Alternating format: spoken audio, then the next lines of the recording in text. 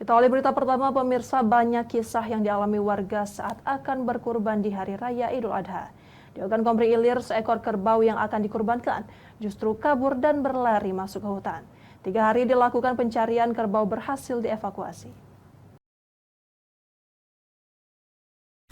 Seekor kerbau yang akan dikurbankan oleh Pondok Pesantren Ma'had Usmani 1 yang ada di Desa Muara Baru, Kecamatan Kayu Agung, Kabupaten Oki, kabur dan lari masuk ke hutan.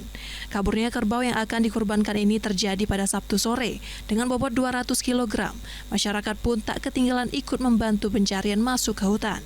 Alhasil setelah dilakukan pencarian selama 3 hari, pada Senin siang kerbau tersebut berhasil ditemukan di hutan yang ada di Desa Tanjung Rancing, Kecamatan Kayu Agung. Kerbau dikepung warga lalu dijerat dan dievakuasi, selanjutnya dibawa lagi ke pondok pesantren.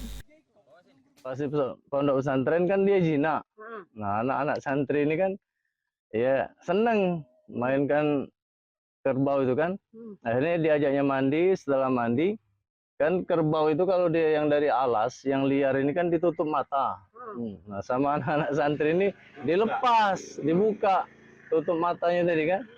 Ya akhirnya setelah dibuka itu mungkin balik lagi, liar lagi. Kerbau itu lepasnya dari hari apa? Hari Sabtu sore. Jadi dicari sampai malam, terus ketemu kemarin bahwa kerbau itu berada di hutan di Pirakuda masih di. Kerbau tersebut rencana akan dipotong pada H+2 Idul Adha.